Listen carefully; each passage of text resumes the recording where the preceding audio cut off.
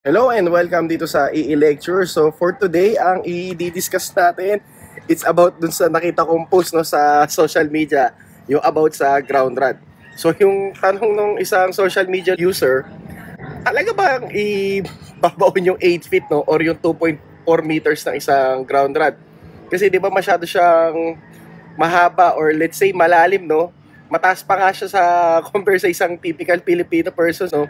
So paano natin siya maibabaon no, or let's say paano kung hindi natin siya kaya ibaon, lalo na sa mga nakatira sa urban cities no, na kung saan wala silang lupa na katulad nito no, na pwede nila maibaon dire-diretso kasi ang lupa kahit papaano malambot yan, di ba, compare sa semento. So ano ba yung mga provisions ni Philippine Electrical Code with respect dyan sa ground rod na yan? So tara, talakayin natin ngayon yan.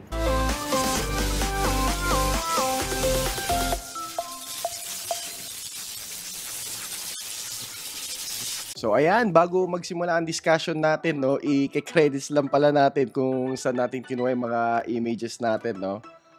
Okay, bali yung mga graphic images natin is nanggaling kala Mike Holt Enterprise, no.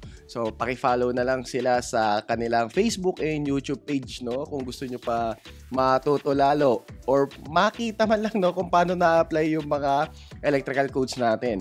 So yung graphic natin dito, yung sa grounding electrode, no. So more likely ang i-discuss natin is yung about sa ground rod. So 'di ba yung problem nga, 'di ba, mahirap ibaon yung 8 feet or yung 2.4 meters. So ano yung mga kailangan natin gawin, no? Or madidiskartehan pa ba yan? Or let's say pwede bang putulin? Tignan natin yung mga code provisions. So ito, bali makikita siya sa page 109 ng PEC 2017 edition, no.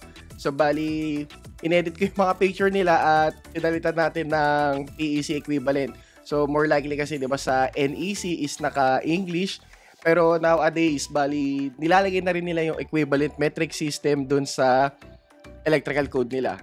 Okay, so para sa grounding electrode system, sa grounding electrode conductor, dito sa part na to, no.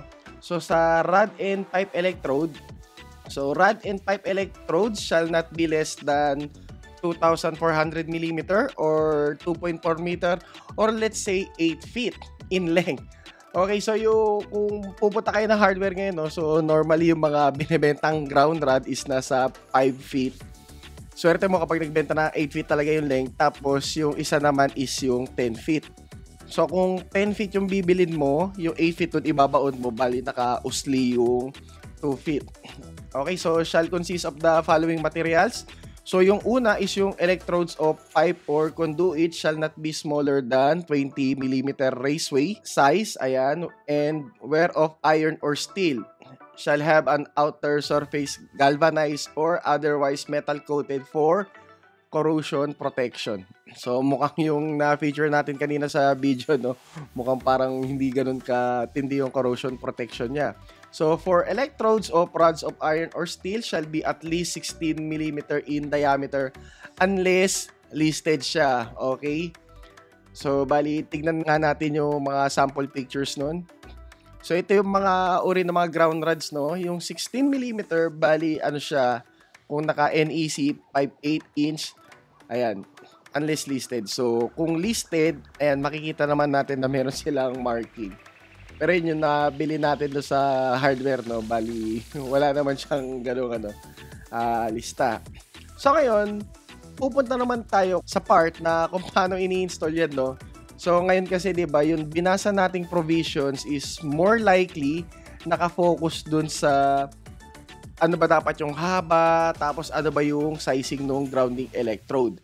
So ngayon, pupunta na tayo kung paano ba ini-install yung grounding electrode natin, na kung saan yung ginamit nating grounding electrode is rod or pipe electrode.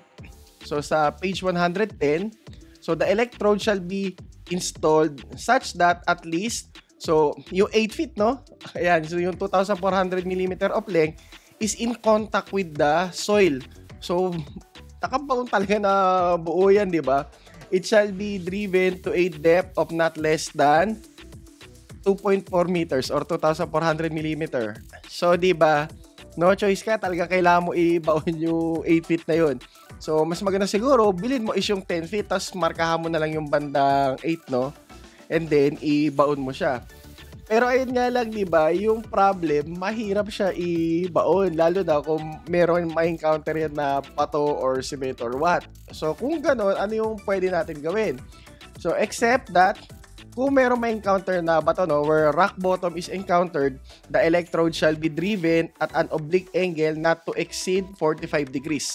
So, ito yung image natin, no? So, pwede mo naman siya i-oblique ng 45 degrees from the vertical kung saan na-encounter yung rock na yon at an angle up to 45 degrees. So, the electrode shall be permitted to be buried in a trench.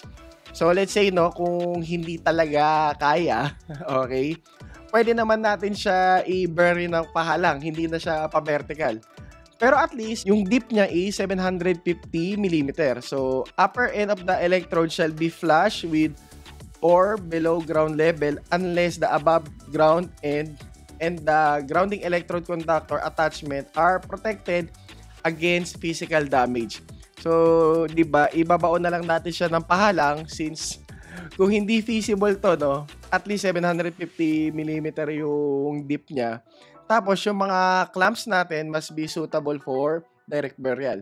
So, ayan na, yung upper end of the ground must be flush. So, nakabaon, di ba?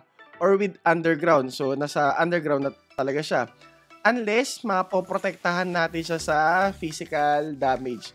So, yung nasa picture kanina, mukhang wala naman dumadaan na kung ano-ano, di ba? Na kung saan matatamaan siya for physical damage. So, more likely, okay lang yun. Pero, let's say, kung talagang masasubject siya sa physical damage, ayun, talagang kailangan mo siyang i-baon or maprotektahan mo, no?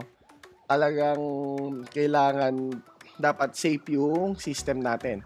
So, dito nagtatapos yung discussion natin, no? About dun sa grounding electrode system with pertain dun sa ground rod. Especially, di ba, ayun nga, mahirap nga i-install kasi nga, di ba, ang hirap ibaon ng 8 feet. Pero sa mga nakita natin sa mga condition na to, lalabas itong condition C, yung pinaka-feasible. So, pwede naman natin siya i-install, pahalang, yun, maghuhukay na nga lang tayo ng 750 mm. So, hope na nakatulong sa inyo tong discussion natin sa ground rod, no? Kung paano ba siya ini-install with pertain sa electrical code. So, hope na nakatulong tayo, no? Para to spread awareness kung ano ba yung mga provisions ng electrical code, no? With pertain sa ground rod system natin. So, see you na lang sa mga future episodes from EE Lectures and Quenteologies. So, bye!